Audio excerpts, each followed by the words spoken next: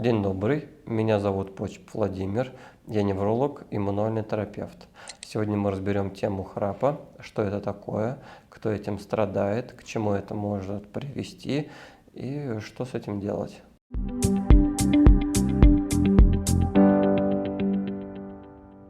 Чаще всего храпом страдают мужчины. Значит, в молодом возрасте от храпа страдает 25% мужчин и 12% женщин. То есть разница где-то в 2 раза. Но чем старше становится человек, тем чаще он страдает от храпа. В пожилом возрасте 60% мужчин страдают от храпа и 40% женщин. Храп связан с избыточной массой тела, с употреблением алкоголя и с курением. Как это можно объяснить?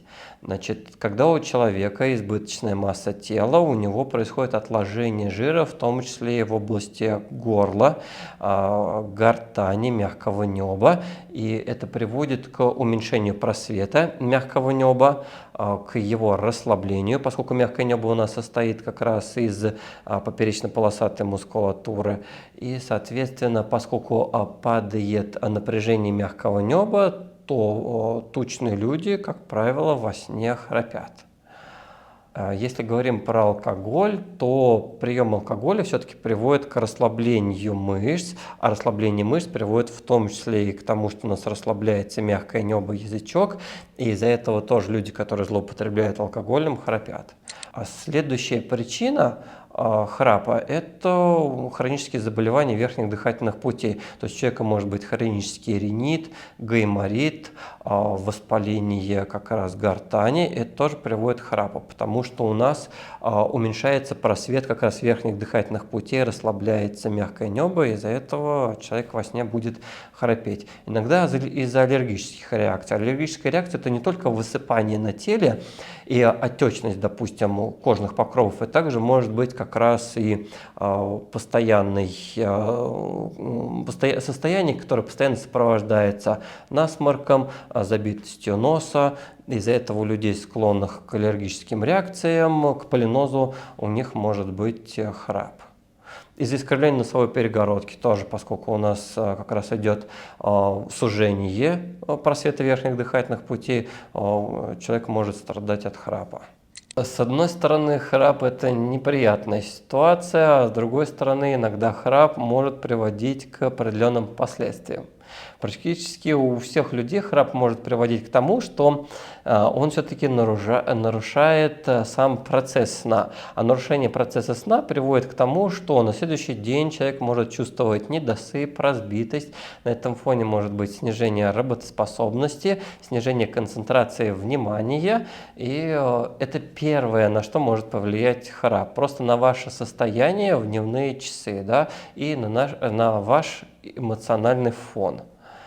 Но нужно отметить, что есть научные работы, которые посвящены тому, что храп может пойти несколько дальше. И храп может быть причиной значительно тяжелых осложнений. Например, есть работы, посвященные тому, что храп может привести к сердечному приступу. Иными словами, может быть у человека инфаркт миокарда, либо может быть ишемическая болезнь сердца. Ишемическая болезнь сердца – это когда постоянно сердце болит. Неприятная ситуация. А также известно, что храп может быть причиной инсультов и повышения артериального давления. Значит, если человек храпит, для него есть ряд советов. Первое, на что стоит обратить внимание, это то, что храп у нас, как правило, бывает, когда мы спим на спине. Поэтому, если вы привыкли спать на спине и храпите, то вам рекомендуется спать на боку. К этому нужно себя приучить. Следующий совет – это удобная подушка.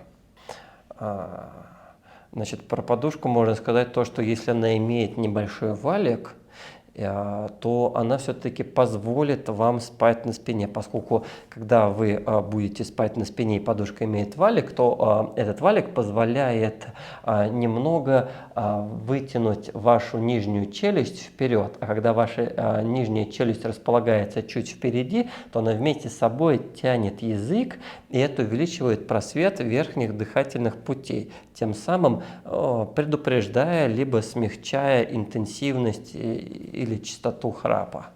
Кроме того, у нас есть специальные полоски, которые можно наклеить на нос. Тем самым они, натягивая кожу носа, увеличивают просвет как раз верхних дыхательных путей, как раз пазух носа. Тем самым это тоже одно из предупреждений, но все-таки не лечение храпа. Кроме того, у нас даже есть специальные шины, которые на время сна мы можем поставить в ротовую полость. Тем самым эта шина, опять же таки, смещает нижнюю челюсть вперед, и смещение нижней челюсти вперед препятствует храпу во время сна. Надо сказать, что даже есть хирургические операции по устранению храпа. А в целом все хирургические операции направлены на то, чтобы увеличить просвет верхних дыхательных путей. Есть операции, которые удаляют язычок и мягкое небо, есть операции, которые называются радиочастотная абляция, и они приводят к выжиганию как раз части мягких тканей верхних дыхательных путей. Есть даже операции, которые направлены на установку имплантов в верхние дыхательные пути, чтобы вот эти импланты, они расширили как раз прохождение воздуха через верхние дыхательные пути. Но все-таки на данный момент надо сказать, что эти операции больше носят какой-то негативный характер. То есть больше, конечно, на данный момент больше отрицательных отзывов об их эффективности, чем положительных. Но нужно отметить, что здесь есть исключение. Если лор считает, что ваш храп связан с искривлением носовой перегородки, то выпрямление носовой перегородки, как правило, всегда улучшает ваш сон и препятствует дальнейшему развитию либо формированию храпа. А что вы думаете по этому поводу, обязательно напишите в комментариях.